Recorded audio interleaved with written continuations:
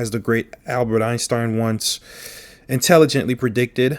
Um, we have certain allies in certain regions of the world to whom we're sending billions of dollars to. Meanwhile, there's hurricanes here at home which have ravaged various states in our country, and nobody cares about assisting these people. As a matter of fact, we've had senators come out and say, hey, let's not forget our friends in other places because they're far more important than the good Americans who suffered under the disastrous Hurricane Helene.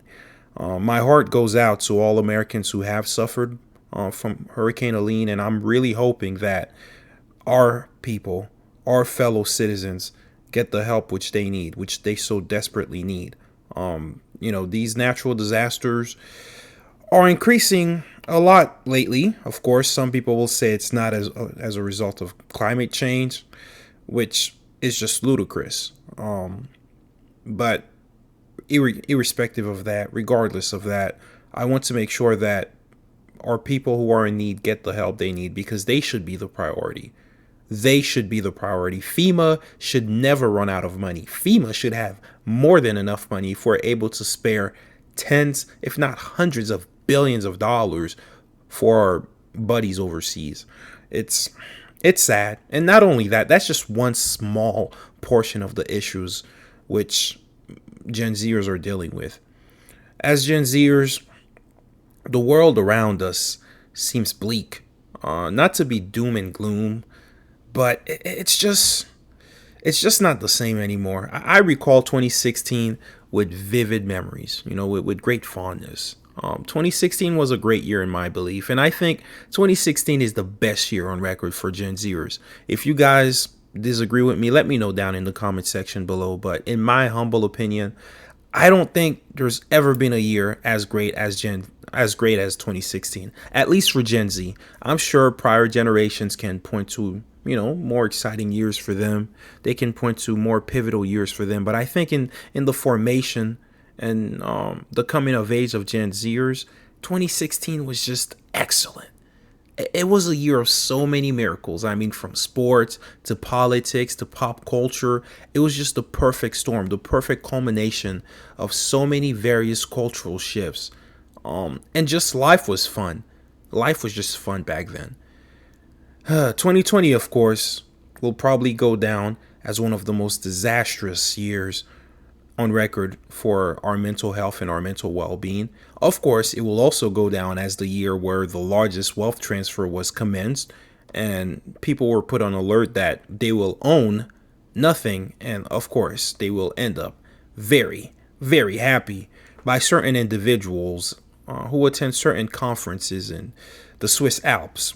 But be that as it may, 2024 continues this cycle of bleakness. We have a contentious election which will take place in the coming month. I think regardless who wins, it's going to be a shit show. I don't see any progress on the horizon. Honestly, things have to get worse before they ever get better. And I think they're going to get worse. They're going to get a whole lot worse before they ameliorate. As Gen Zers, what can we do? I think as Gen Zers, all we can do is continue to focus on ourselves, improve ourselves, and grow. Unfortunately, a lot of the members of my generation are eligible to be drafted if certain conflict were to arise, especially young men. Well, only young men can be drafted in the United States. I remember as soon as I turned 18, I had to register for the draft. There was a military personnel on my high school campus, and I was able to register for the draft immediately. And they sent me my selective service letter, which I still have to this day. And that showed me that, hey, guess what? You are an asset of the state. If it should come to that, you can be deployed overseas to fight a war on behalf of your country. And back then, I had no problem with fighting a war for my country. I'm a very, very patriotic individual. I don't mind fighting a justified war to protect the people that I love, the land that I love, the land that I live in. But what I do have a problem with is fighting in neoliberal globalist conflicts, which are being fought not for the good of the people, not to protect our homeland, not to protect us from foes without, but what my biggest issue is fighting on the behalf of greed, the behalf of unchecked, unbridled capitalism, which will not lead to the betterment of our people. And not only that, fighting against socialism for the wealthy. That's one thing I despise at all costs. At all costs. And this is the world we live in. As Martin Luther King once said, America is the land of rugged capitalism for the poor and socialism for the wealthy. That's the sad state of affairs that we're currently experiencing right now. Income inequality is at an all-time high. I mean, the Gini coefficient of income inequality is extremely high, and I believe it'll keep on rising. We might get to 99.9%, or a Gini, we might get to a Gini coefficient which illustrates that, where 99.9% of the population is living in less than savory state, whereas the 0.1% is able to live life as they want.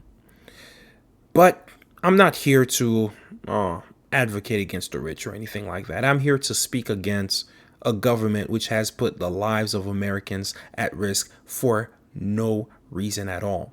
And guess what? That's going to have negative ramifications on Gen Z. Gen Zers, we are going to pay the piper. The piper must be paid. Of course, I have to start by blaming the boomers. All the boomers listening to me, I have to start by blaming you. You are the most selfish generation which the world has ever known. Your parents experienced the Great Depression, one of the worst economic disasters known to mankind, at least in the modern era, at least. Well, guess what? They found a way to create great wealth from that. They found a way to give you a society where you had all of the opportunities which could be afforded to you. And guess what? They expected you to take those opportunities and to create a world where your posterity would live magical lives. But no, of course not. What did you do? Well, you decided to spend your money and splurge and create ideologies which doomed posterity for the worst. I mean, think about the horrible ideologies and the horrible movements which stem all from the boomers. Now, I'm not saying the boomers didn't do anything great. For instance, the civil rights movement was a great movement, which I completely agree with. That was a great movement which created equality based on the content of one's character for future generations and not based on one's skin color. It allowed people with talent to rise to the top. And I like that. I like competition. But if I were to pick and select one movement which the boomers caused, I would say probably the free love movement. Rampant sexual immorality is one movement which the boomers essentially screwed the pooch with. And of course, that movement is closely tied to second and third wave feminism, which the boomers have essentially used to destroy the youth.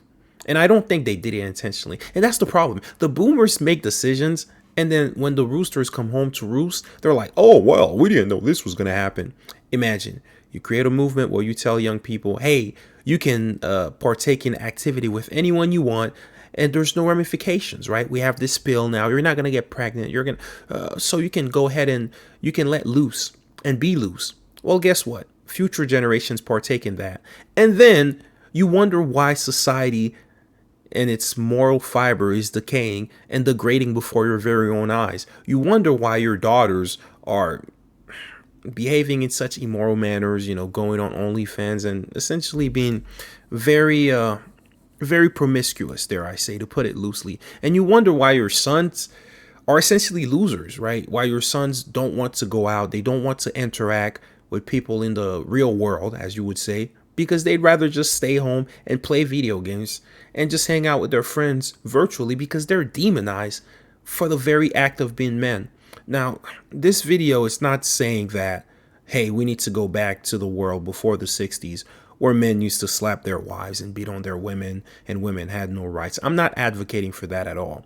But I want you guys to know that, as Isaac Newton once stated, For every action, there is an equal and opposite reaction. You see, during the 1960s, when the second wave feminism movement was going on, it was countering a world where women really lacked a lot of essential rights. For instance, a woman open up a couldn't obtain a credit card on her own without the approval of her husband. I think that's ludicrous and that's ridiculous. But guess what? There are certain statistics which we also don't look at, as in, for instance, after the early 1970s, when women did earn the right to be able to open a credit card on their own, credit card debt spiked to levels unseen. And if you don't know, women own approximately 70% of America's credit card debt. It's just a reality. It's especially consumer debt. Once again, as I'm stating, for every action, there's an equal and opposite reaction. Now, earlier I mentioned the draft, right? I mentioned how young men have to sign up for the draft at a young age. Guess what? Women don't have to sign up for the draft, but men do. Every single man who is a citizen and has the right to vote in this country must sign up for the draft. If you do not, it is a felony, punishable by law. I understand women are complaining that they lack bodily autonomy after the reversal of Roe v. Wade. However, young men have never had bodily autonomy by that very logic. Because think about it. Women, although you do want the right to make decisions about your body, as you state, or the right to have an abortion, most women will not have abortions. Let's just get that straight. So you can say, hey, it's different because most men don't get drafted. Well, most women don't get abortions, but you still want to have the right to that right. You still want to have access to that if you want to exercise that right. I have the right to say hateful words, right? Nobody's going to stop me from that. Just because I can't say it doesn't mean that I'm not protected under the First Amendment. I have that constitutional right to come on here and say all of the most hateful things and, vicious things in the world. But I won't do it. Personally, I choose not to, but I have that right. Well, guess what?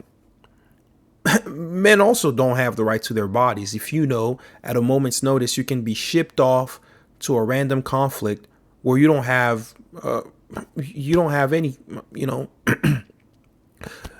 don't have any stock in the game. Like you don't have a leg in the game. You're just sent there just to be there. Anywho, I'm wishing the best for Gen Z. I know we're resilient. We'll find a way around this. We're a very innovative generation. The boomers have created a world which we've inherited, just a horrible world. And also, let me add this, right?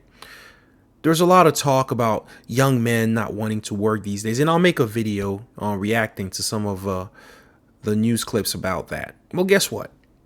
Women under 30 out-earn men far, far more than you can imagine. Now, of course, we always hear this stat that women make 87 cents on the dollar for every dollar a man makes. Well, yeah, when you're accounting all the boomer CEOs, when you're accounting all the older people in the workforce, when you're accounting when you're accounting for all the older ladies who are not making as much as their older counterparts, then yes, it makes perfect sense. But young people under 30, it's a different story. For young men, they've had to watch their female peers excel, in school while they didn't. They were left behind. They were not given the preferential treatment that their female colleagues and peers were given in college applications. It's a mess. It's a mess. And now your parents are wondering, why isn't my son going out there and being social and wanting to work? It's because of the society which you and your boomer parents created. You created a society where young men were told, hey, you're being toxically masculine.